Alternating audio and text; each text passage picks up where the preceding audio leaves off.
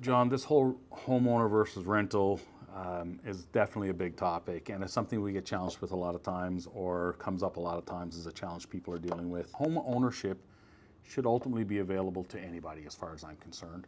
And yes, again, don't put me in front of a firing squad, but I think you should be able to make whatever sacrifice you need to get into home ownership. Any task worth tackling isn't going to come easy. There's going to be challenges that you can be met with, whether we're talking about home ownership or just about anything else. Anybody that's looking to rent a property today, if you're going into a townhome, it might be a 3-bedroom, but let's say $2,500 a month, you're going to pay $30,000 a year in rent. Over 3 years, $90,000 in rent. Yeah. That's a 100% interest rate to you as a tenant. You're paying your landlord's mortgage. Let's look at it from a different perspective. Let's say a $500,000 purchase. And I know $500,000 doesn't buy you a lot. 5% down. You need CMHC financing. 5% down is $25 grand. I know $25,000 is hard for a lot of people to come up with, but it's less than 1 year's rent. Do you have RSPs? Does your partner have RSPs? You know, you can use up to $35,000 each of your RSPs.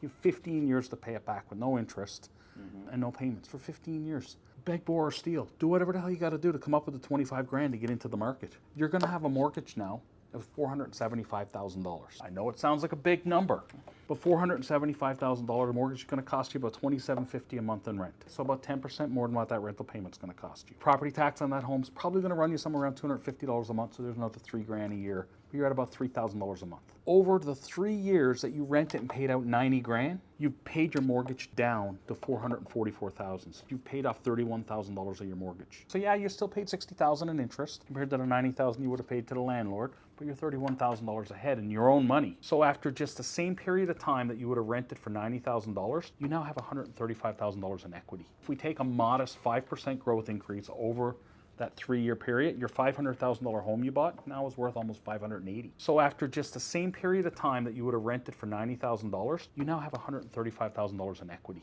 Yeah, it's huge. I know giving up a Starbucks is not going to make all that happen, but evaluate your current position and see what that means to you, and think about what you're willing to do for you and your family to create that kind of scenario. The reality is you're going to have to make some kind of sacrifice. And yes, it's easy to point to the Starbucks coffee or whatever it is. Those decisions over time will make a difference, but the reality is that's not going to get you into homeownership or not. But other decisions, think about that car payment, think about other expenses, unnecessary travel. Would you like to take the vacation? Of course you would.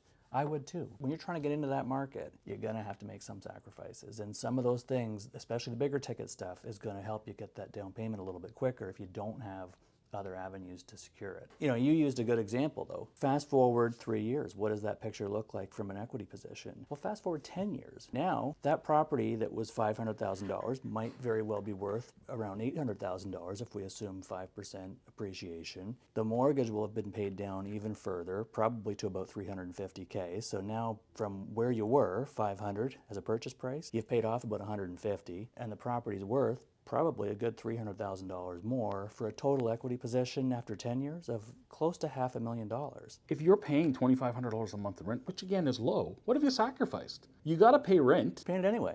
Or you pay it on a mortgage, so pay yourself or pay somebody else. And the other considerations we didn't even take into our calculations. Your landlord's going to want a rent increase every single year. This year's 2.5%. 2.5% growth, right? So there's another $50 a month on this scenario we're talking about. Fast forward 10 years, it's not $2,500. You're 26, 27, 28, $3,000 a month. Easily. If you get to stay in the same place for 3, 4, 5, 10 years, your landlord could turn around and evict you because he wants to move in his mother, or he wants to do whatever he wants to do with it. He'll probably be able to get more rent for it. Rightly or wrongly, you may need to move at some point. And if you think about that 10-year scenario you gave, $300,000 without the increases in rent that you've paid to the landlord. Every day of the week I'd be a homeowner. I would sacrifice and give up whatever I had to. And I know $500,000 is not going to buy you your dream home. No, it's only a stepping stone, I'm sure. Just get in the market. Buy something, anything. So John, you had told me about some properties you had showed some of your clients in parts of Hamilton. And again, it might not be the ideal area for everybody they want to live, right? But if you got to drive an extra 20 minutes to get to work to be able to afford to buy into a house, again, we're not asking you to buy your final home as your first home, but you mentioned some homes that you were able to get some clients into that were under $500,000, and they were, what did you say, 3 and 4 bedroom homes? Well, between 500 and 600, so which of course is a little bigger than the example we gave. But in that price point, you can find homes in Hamilton that are relatively move-in ready, close to good restaurants, nice neighborhoods. There's going to be some sacrifice. Is it necessarily where you wanted to be?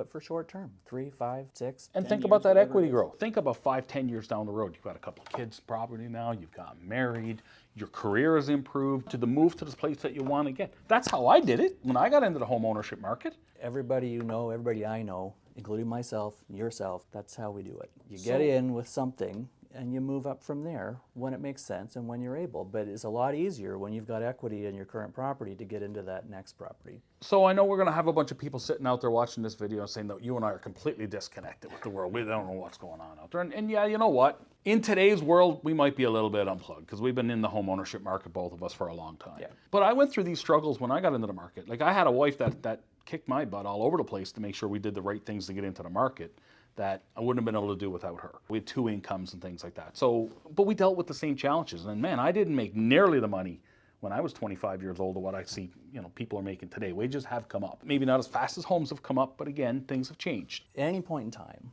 everybody always says the same thing. Prices are so high, houses are so expensive. Whether it was this year, last year, 5 years ago, 10 years ago, 20 years ago, it was always high relative to whatever else was happening at the time. And anybody that bought in at those points in time had struggles as well, just as people do today. They had to make sacrifices, and people will continue to have to do that to get in. It's a challenge, no matter how you slice it. My point has always been to people, just get in the market because the property will appreciate. And if you look at some of these homes that you've been showing your clients and you talk about some of these homes, you might buy in at $500,000 and it isn't going to be a beautiful everything the way you want. But you know what? Painting walls is cheap. Yeah, you might have to roll your sleeves up, do a little bit of work, a little bit of maintenance, but it's your property. You can do what you want with it. Well, that's the Put thing. your own fingerprints on it, make it yours. And if you get a landlord who doesn't want to invest in the property, he bought a cookie cutter builder model, there's nothing else in it. He doesn't want you to paint it. You're not allowed to do anything. Maybe you can't have your pet you want. Maybe you can't do this or that. Maybe he doesn't want to, upgrade an old appliance that's damaged, things like that. Maybe you got an old furnace that's costing more to run that you're paying the utilities on. You might not even be there when something breaks and it needs to be fixed. And then if you do want to enhance that property, again, all you're doing is enhancing his equity position. Versus if you bought the house, you made the same payment you would have made to him, but to yourself. Well, those financial examples we walked through, you gave 3 years, I gave the 10-year scenario. Change who that's for. As the landlord,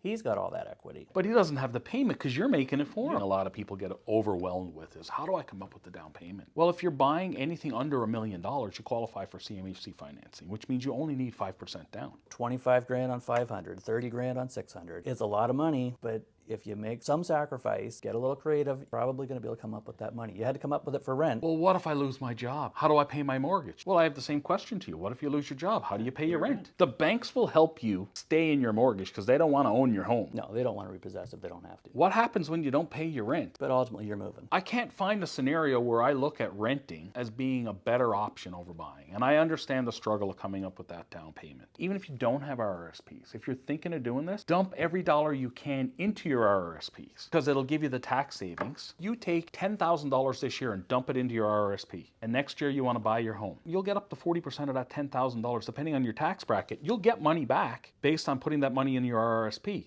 That gives you more money towards that purchase. And you got 15 years to pay it back in again to replenish your own money. There's challenges out there. I challenge people to say, stop telling me why you can't buy a home. Tell me what you're willing to do to buy a home. John, you and I have worked with enough clients, whether it's getting into the market, moving up and expanding their portfolio of real estate, or at the back end coming down. As long as we know the parameters that we have to work within, I'm pretty sure you and I have done a lot of great work with clients, getting them into the market and helping them be successful in real estate. I mean, I can give you examples of people who continued to rent. The property they bought was a rental property. That property appreciated nicely, brought in cash every month. After just 3 years, it was refinanced to pull out a down payment to buy her so-called forever home. She's now in there with her kids. Tons of examples like that. The reality is most people will get their goal achieved if they make the effort. So what do you think the number one challenge is that these people are facing that are sitting out there saying, I'd love to own a home, but? It seems like everybody's against you. The bank's against you with high interest rates.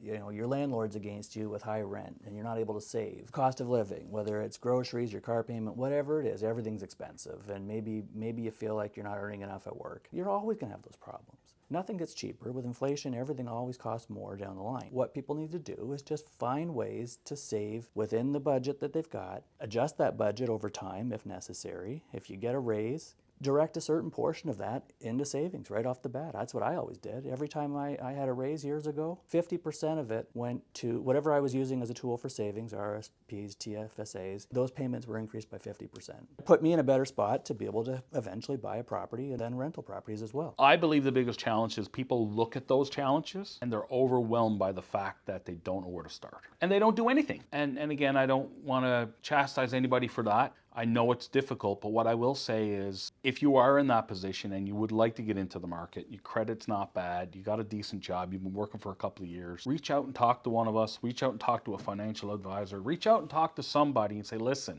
can you help me get in the market? Can you help me with a plan? Because it starts with a plan. And that could be anything. You could have the assets already you need for a down payment if you've got an RRSP. There are government programs out there that can help you. I don't always think they're the best. I mean, the government's got this 5% they'll put in towards your down payment. Any step forward is a positive Anything. step forward. Absolutely. You know, even if you got to give up that 5% to the government to have their money to help you buy into the home, it's still better than giving up 100% to a landlord. Rent has its place for those paying it and those collecting it. But more often than not, you probably want to be the one collecting it, not paying it to someone else. And there are scenarios out there where it makes sense. I have had some clients where they have downsized, moved out of their home, and it didn't make sense at their age or point in their life to go buy another property. It made more sense to free up their equity, move into a property. They didn't have to take care of maintenance or anything else anymore. They put money in the bank and now they're carefree. That sum of money is earning interest each and every year, each and every month. Do you know why they're in a position to make those decisions today? 30 years ago, they got into the market. And at that time, they probably thought the prices were nuts. That'll never change. Prices are always too high. Everybody thinks that. It's hard to disagree with that. Once you get in, possibilities are endless. Put the other things on hold. You want to go out and buy your new fancy car, put it on hold. Because once you own a home, you own freedom. And you'll still be able to do those things later. And I bet you in the long haul, it'll be cheaper. And you'll be happier because it'll be yours. Any step forward is a positive step. Take those steps. Reach out, as you said, talk to whether it's your realtor, financial planner, your mortgage broker. All of those people, either on their own or collectively as a team, will be able to guide you towards financial success. So back to our initial question, tenant or homeowner, man, I'm homeowner every time. Homeowner, buy if you can.